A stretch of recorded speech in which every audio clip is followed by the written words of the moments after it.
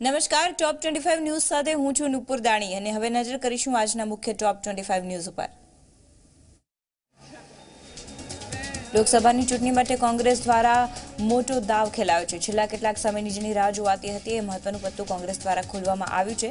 કોંગ્રેસ દ્વારા પ્રિયંકા ગાંધીને રાજકીય મેદાનમાં ઉતારવામાં આવ્યા છે। આગામી લોકસભાની ચૂંટણી માટે કોંગ્રેસ દ્વારા પ્રિયંકા ગાંધીને મોટી જવાબદારી સોંપવામાં આવી છે। પ્રિયંકા ગાંધીને ઉત્તર પ્રદેશ પૂર્વના મહાસચિવ નીમવામાં આવ્યા છે। પ્રિયંકા ગાંધી ફેબ્રુઆરી મહિનામાં પોતાની જવાબદારી સંભાળશે। લોકસભા 2019ની ચૂંટણીને લઈને પ્રિયંકા ગાંધીને મેદાને ઉતારવામાં આવ્યા છે। મહત્વનું છે કે જવાહરલાલ નહેરુથી લઈને રાજીવ ગાંધી સુધી કોંગ્રેસનું રાજકારણમાં દબદબો અકબંધ હતો। જો કે બાદમાં ધીરે ધીરે કોંગ્રેસ અસ્ત તરફ આગળ વધી રહ્યું છે। પ્રિયંકા ગાંધીને પાર્ટીના જનરલ સેક્રેટરી બનાવવામાં આવ્યા છે અને ઉત્તર પ્રદેશમાં રાજ્યની મોટી જવાબદારી સોંપવામાં આવી છે। સાધારણ રીતે પડદા પાછળ રહેતા પ્રિયંકાએ મધ્યપ્રદેશ, રાજસ્થાન અને છત્તીસગઢના મુખ્યમંત્રી પસંદ કરવા માટેની બેઠકોમાં સક્રિય ભાગ લીધો હતો। રાજસ્થાનમાં ગેહલોત પાયલટ વચ્ચે કોકડું ગૂંચવાયું ત્યારે પ્રિયંકાની ભૂમિકા નિર્ણાયક ગણાતી હતી।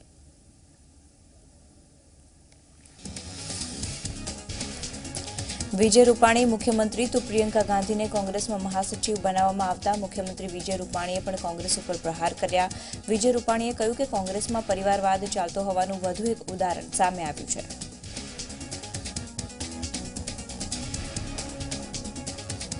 અમે તો કહેતા જ આવ્યા છીએ કે કોંગ્રેસ પરિવારવાદમાં ખતમ થતી જાય છે।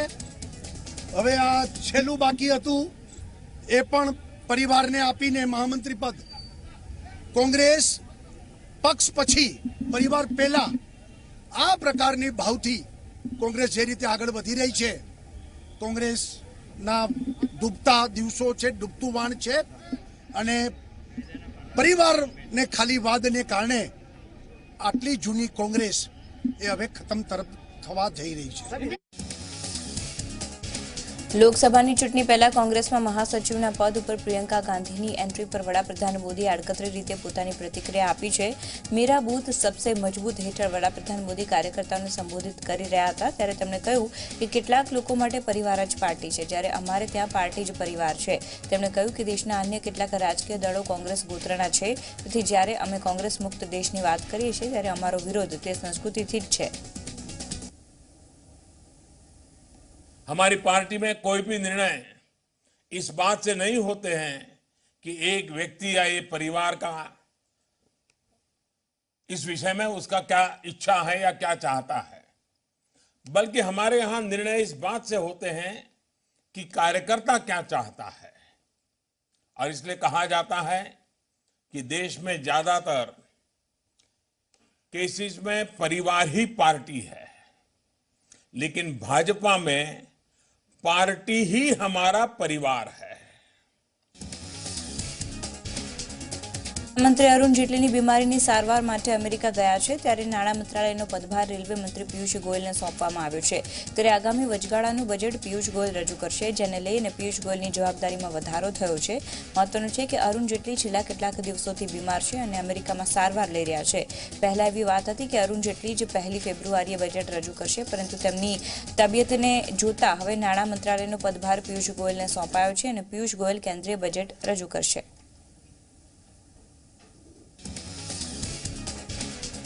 લોકસભાની ચૂંટણી પહેલા દિલ્હીની કેજરીવાલ સરકાર મુસ્લિમોને આકર્ષવા માટે નવો દાવ ખેલ્યો છે। કેજરીવાલ સરકારે દિલ્હીની મસ્જિદોના ઇમામ અને મસ્જિદની દેખરેખ કરનારાઓને મળતા વેતનમાં વધારાનું એલાન કર્યું છે। ઇમામોને આ વેતન વકફ બોર્ડ આપશે। કેજરીવાલ સરકારને આ નવા નિર્ણયથી દિલ્હી વકફ બોર્ડ હેઠળ આવનારી 185 મસ્જિદોના ઇમામોને હવે 18,000 રૂપિયાનું વેતન આપવામાં આવશે। પહેલા આ વેતન 10,000 રૂપિયા હતું, તો સાથે મસ્જિદની દેખરેખ કરનારાઓને 16,000 રૂપિયાનું વેતન મળશે। અત્યાર સુધી તેમને મહિને 9,000 રૂપિયા મળતા હતા। દિલ્હી સરકારે પહેલીવાર દિલ્હી વકફ બોર્ડ હેઠળ ન આવતી મસ્જિદોના ઇમામને પણ વેતન આપવાનું એલાન કર્યું છે। આવું દેશમાં પહેલીવાર થઈ રહ્યું છે કે જેમાં વકફ બોર્ડ હેઠળ ન આવતી મસ્જિદોના ઇમામને પણ કોઈ પણ સરકારી સંસ્થા વેતન આપશે।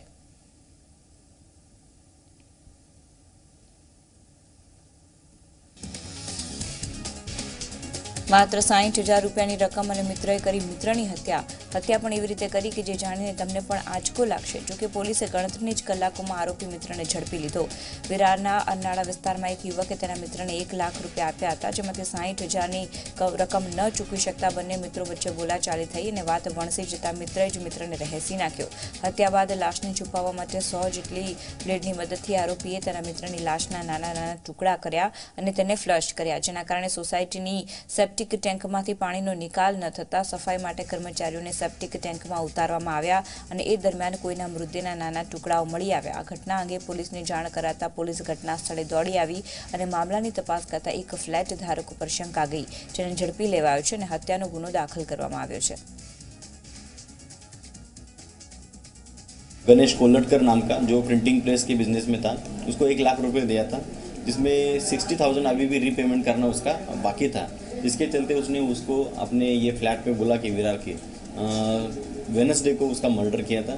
उसके बाद 2-3 दिन उसने टुकड़े किए, जितना फ्लेश बॉडी से अलग हो सकता है उतना किया और वो टॉयलेट से फ्लश किया था. जो बचे हुए बोन्स और जो स्कल है वो ट्रैवलिंग के समय ट्रेन से फेंक दिए थे. પ્રધાનમંત્રી નરેન્દ્ર મોદી પરીક્ષા પે ચર્ચા 2.0 કાર્યક્રમ અંતર્ગત વિદ્યાર્થી, શિક્ષકો અને વાલીઓ સાથે વાર્તાલાપ કરશે. 29મી જાન્યુઆરીનો રોજ સવારે 11 થી 1 વાગ્યા દરમિયાન આ વાર્તાલાપ કરશે.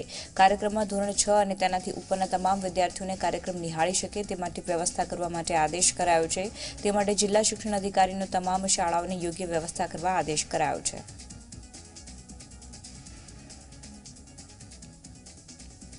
બુલેટ ટ્રેન માટે જમીન સંપાદનના વિવાદ મામલે હાઈકોર્ટમાં આજે ચુકાદો અપાશે. જમીન સંપાદન પ્રક્રિયાને પડકારતી ખેડૂતોએ પડકારતી હતી તેની હાઈકોર્ટમાં અરજી કરી હતી, જે અરજી પર તમામ પક્ષોની સુનાવણી આ પહેલા પૂર્ણ થઈ હતી.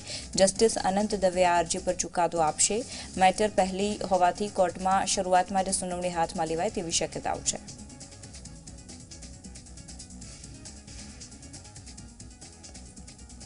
ચાર બંગડીવાળા ગીત મુદ્દે હાઈકોર્ટ આજે ચુકાદો આપી શકે છે. કાઠિયાવાડી કિંગ દ્વારા આ મુદ્દે અરજી કરવામાં આવ્યા બાદ કોમર્શિયલ કોર્ટે કિંજલ દવે અને અન્ય લોકોની આ ગીતની કેસેટ સીડી વેચવાના ઓનલાઈન ડાઉનલોડ કરવાના ફોરમ ઉપર પ્રતિબંધ લાદી દીધો છે. આ સાથે લાઈવ સ્ટેજ કોન્સર્ટમાં પણ કિંજલને આ ગીત ગાવા પર રોક લગાવી દીધી છે, જેની સામે કિંજલ દવેએ હાઈકોર્ટમાં અરજી કરી હતી. હાઈકોર્ટે બુધવારે બંને પક્ષનો ઉધડો લીધો. નીચલી કોર્ટે 20 દિવસમાં જવાબ રજૂ કરવાનું કહ્યું હોવા છતાં કિંજલ દવે તરફથી કેમ જવાબ ન રજૂ કરાયો તે મુદ્દે કિંજલ દવેના પક્ષકારોનો ઉધડો લીધો. તો કાઠિયાવાડી કિંગે 2 વર્ષ પછી કેમ અરજી કરી તે મુદ્દે અરજદારનો પણ ઉધડો લીધો.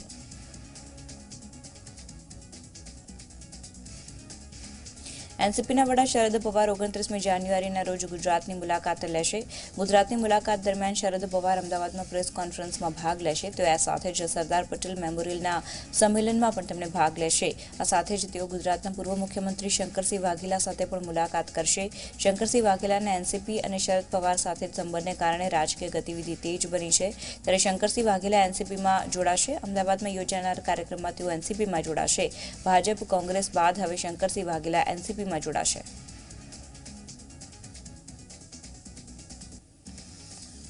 પૂર્વ આરોગ્ય મંત્રી શંકર ચૌધરી અલ્પેશ ઠાકોર સાથે મુલાકાત કરી.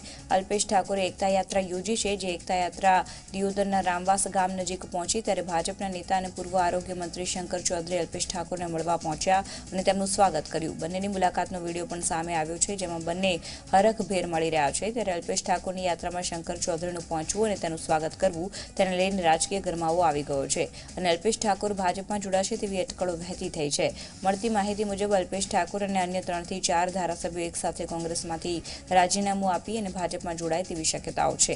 મહત્વનું છે કે છેલ્લા કેટલાક દિવસોથી અલ્પેશ ઠાકોર કોંગ્રેસની નેતાગીરીથી નારાજ હોય તેવું દેખાઈ રહ્યું છે. થોડા દિવસો પહેલા જ અલ્પેશ ઠાકોરે જાહેરમાં કોંગ્રેસની નેતાગીરી સામે આક્રોશ વ્યક્ત કર્યો અને દિલ્હીમાં હાઈકમાન્ડ સમક્ષ પોતાની વ્યથા ઠાલવી. તે સમયે ભાજપમાં જોડાવા અંગેના પૂછાયેલા સવાલના તેમણે કોઈ સ્પષ્ટ જવાબ નહોતા આપ્યા, પરંતુ હવે શંકર ચૌધરી સાથે તેમની મુલાકાત થતાં ફરીથી આ અટકળો તેજ થઈ છે.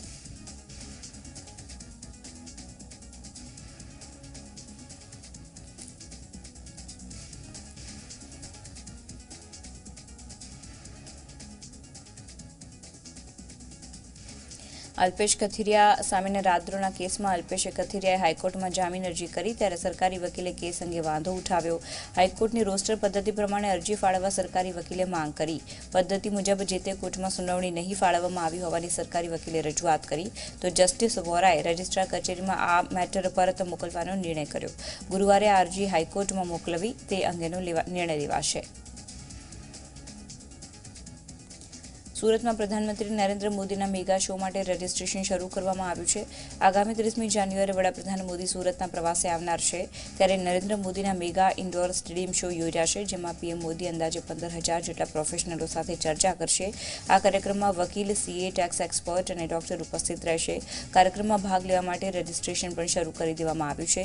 ન્યૂ ઇન્ડિયા યુથ કોન્ક્લેવ.com ઉપર રજીસ્ટ્રેશન મહત્વનું છે કે 30મી જાન્યુઆરીએ સાંજે યોજાઈ રહેલા કાર્યક્રમને ન્યૂ ઇન્ડિયા યુથ કોન્ક્લેવ નામ આપવામાં આવ્યું છે.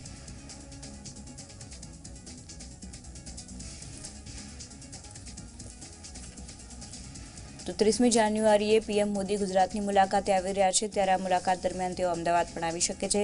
નાયબ મુખ્યમંત્રી નીતિન પટેલના પુત્રના રિસેપ્શનમાં પીએમ મોદી હાજરી આપી શકે છે.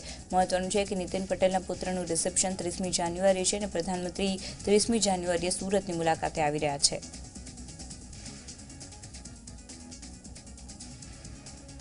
સવર્ણોને 10% અનામતને કેબિનેટની મંજૂરી મળી ગઈ છે. ગરીબ સવર્ણોને 10% અનામતમાં 33% મહિલા અનામત પણ લાગુ કરાઈ છે. એટલે કે સવર્ણોને મળનારા અનામતના લાભમાં દર 10 નોકરીમાંથી મહિલાઓને 3.3% નોકરીનો લાભ મળશે. ગુજરાતમાં સવર્ણોને અનામતનો લાભ લેવા માટે 8 લાખથી ઓછી વાર્ષિક આવક હોવી જરૂરી છે. આ ઉપરાંત ગુજરાતમાં 1978થી રહેતા સવર્ણોને જ અનામતનો લાભ મળશે તેવું નક્કી કરાયું છે. કેન્દ્ર સરકારે 10% સવર્ણ અનામત માટે વાર્ષિક આવક 8 લાખથી ઓછી ઉપરાંત જમીન માલિકી અને રહેણાંકના ઘરની માલિકી મુદ્દે પણ વિવિધ માપદંડ રાખ્યા છે. પરંતુ કેન્દ્ર સરકારે માત્ર આવકનું એક જ ધોરણ રાખવાનું નક્કી કર્યું છે. હા, કેન્દ્ર સરકારની ભરતી અને શૈક્ષણિક સંસ્થામાં પ્રવેશ માટે કેન્દ્ર સરકારે નક્કી કરેલા ધારાધોરણ માન્ય રહેશે. 8 લાખથી ઓછી આવકમાં ઉમેદવારની પોતાની આવક ઉપરાંત માતા પિતા અને 18 વર્ષથી ઓછી ઉંમરના ભાઈ બહેનની આવક પણ ગણવામાં આવશે.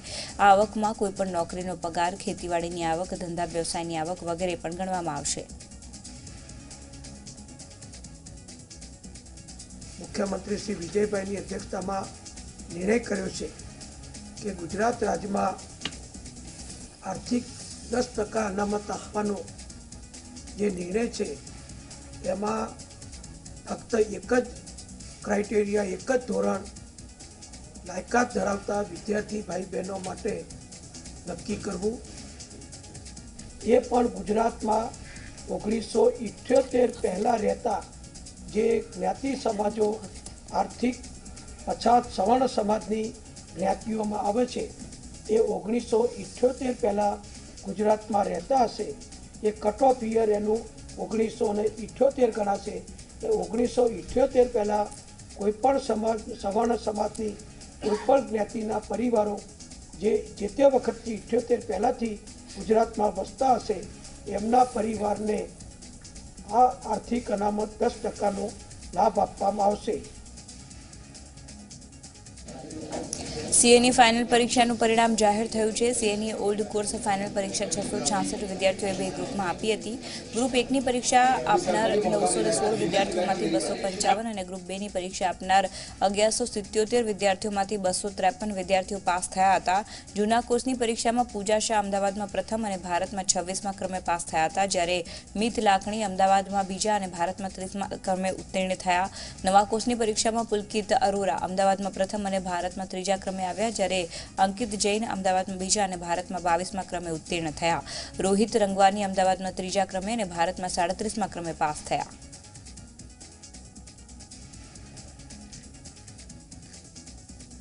શાળા આરોગ્ય ચકાસણી કાર્યક્રમમાં ગંભીર અને ચોંકાવનારી વિગતો સામે આવી છે, જેમાં બાળકોની કિડની, હૃદયરોગની ગંભીર બીમારી હોવાનું જણાવાયું. તેમજ 1,89,000 બાળકોને હૃદય અને કિડની સંબંધિત બીમારી હોવાનું સામે આવ્યું છે. તો 20 લાખ બાળકોમાં નાની મોટી બીમારી હોવાનું નોંધાયું. કુલ 1,22,88,000 બાળકોના આરોગ્યની ચકાસણી થઈ.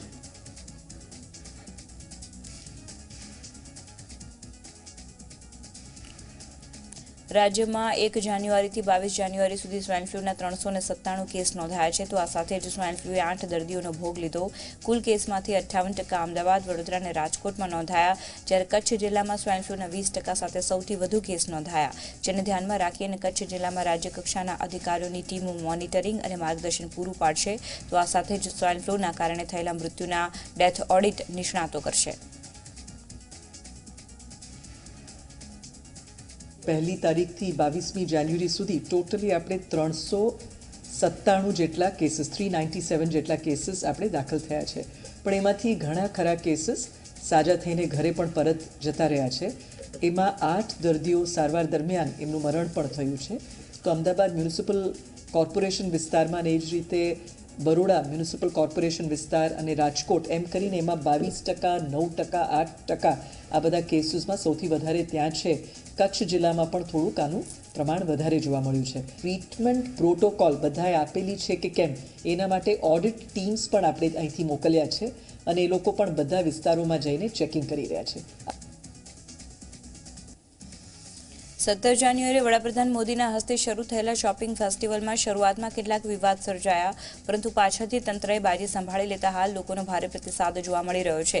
ત્યારે શોપિંગ ફેસ્ટિવલને વધુ સફળ બનાવવા મ્યુનિસિપલ કોર્પોરેશન અને આયોજકોએ નવી જાહેરાત કરી, જે અંતર્ગત આગામી 27 અને 28 તારીખે ઓટો એક્સપો યોજાશે. નોંધનીય છે કે શોપિંગ ફેસ્ટિવલમાં હાલ સુધી 37.65 કરોડની વસ્તુઓનું વેચાણ કરવામાં આવ્યું હોવાનો દાવો કરાયો છે. તો આ સાથે જ 7,24,051 લકી ડ્રો ઇનામના વિતરણ પણ કરવામાં આવ્યા છે. 4 દિવસમાં 3360 નાના અને 84 બમ્પર વિજેતાઓને ઇનામ અપાયાનું પણ કહેવાઈ રહ્યું છે.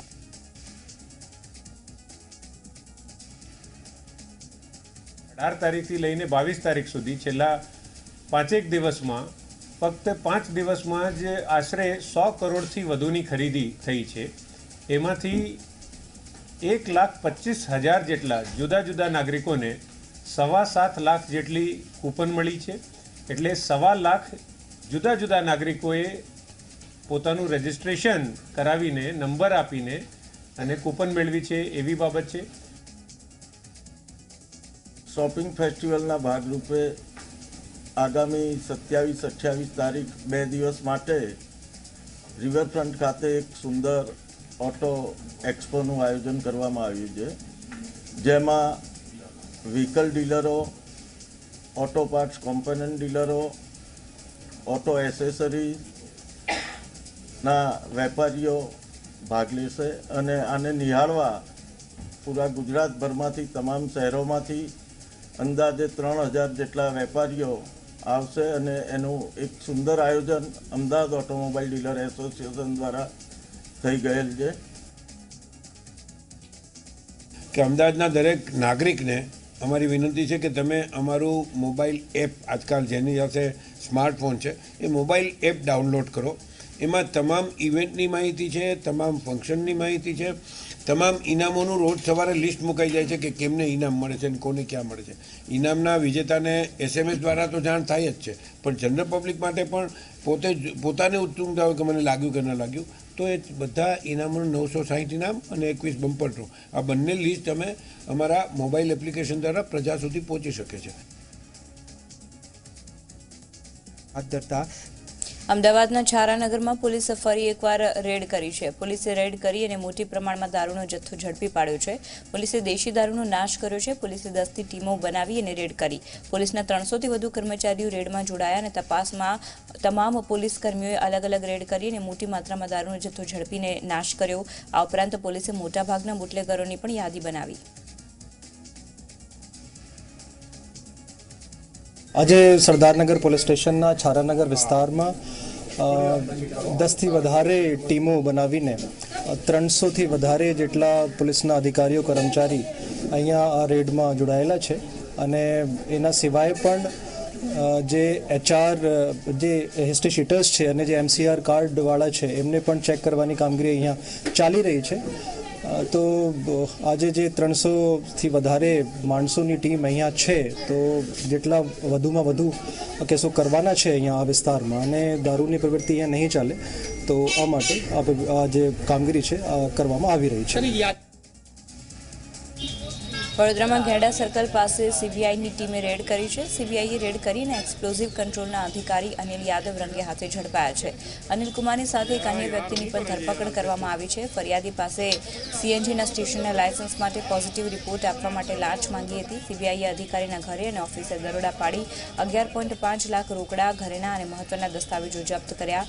અધિકારી અને અન્ય વ્યક્તિને અમદાવાદ નિયુક્ત કોર્ટમાં રજૂ કરવામાં આવશે.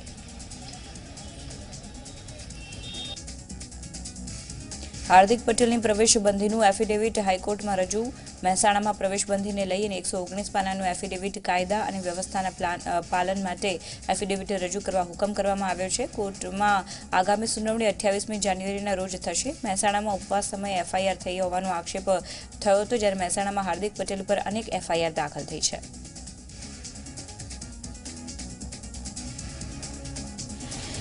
સુરતમાં ઈગલ ફેબ્રિકમાં ભીષણ આગ લાગી. મધરાતે દોરા બનાવતી ફેક્ટરીમાં અહીંયા આગ લાગી. ભીષણ આગ લાગતા અફરાતફરી મચી ગઈ.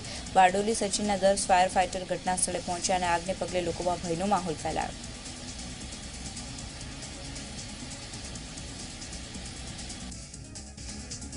પોરબંદરમાં રાણાવાવ જામનગર હાઈવે પર અકસ્માત થયો. રાણા બોરડે ગામ નજીક અકસ્માતમાં ડોક્ટરનું મોત થયું.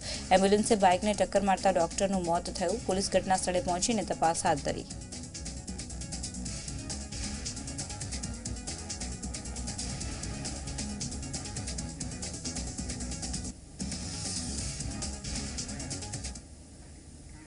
તો આ સાથે જ સમાચારોની સમાપ્તિ. વધુ સમાચાર માટે આપ જોતા રહો ઝી 24 કલાક. હાલ મને એટલે કે નુપુર દાણીને રજા આપશો. નમસ્કાર.